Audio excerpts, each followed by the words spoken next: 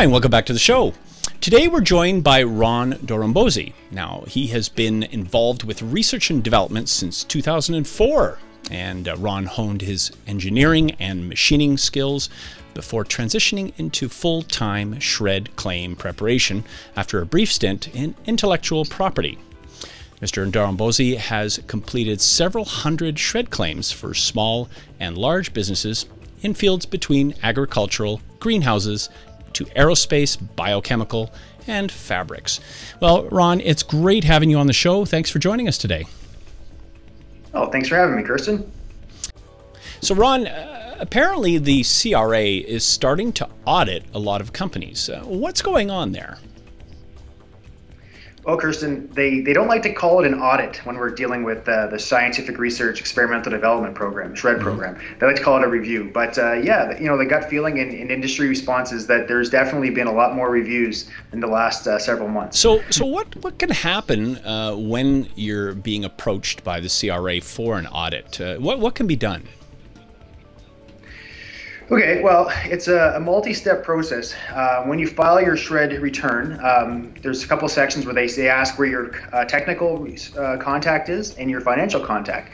So depending on the types of questions they have, whether it's financial or technical, they'll call the person on the number and they'll ask for more information. Now, ideally, you can talk with the auditor on the phone and say, let's just do this offline. I'll fax in any information you want and go from there. Or conversely, we'll come to an agreement on a date and time, and they'll come out and actually meet with us on site, and they'll send us a formal agenda, I guess, and we kind of follow through with that.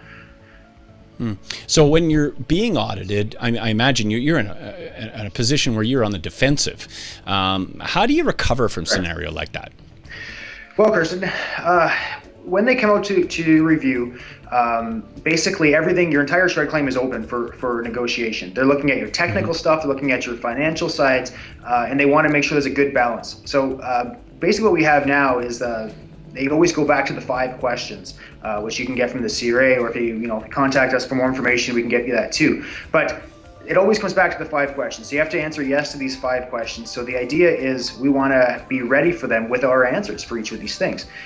Now, how to recover from it, we want to make sure that they understand exactly where we're coming from and exactly how what we're doing fits into the system. And it is SR&ED. It's very different. SR&ED is very different from R&D versus anything else too. Like you can get a patent and that's not necessarily R&D. You can be doing true R&D and that's not necessarily SR&ED. So it's all over the place there. So we want to really sit down and make sure you have all your stuff ready there. And documentation is really key with that.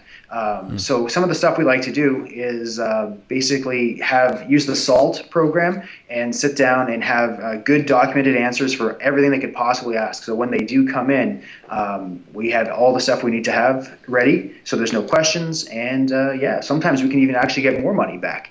So our original R&D claim may have been for $10,000, and we can get you $11,000 after the review because we can convince them to give more.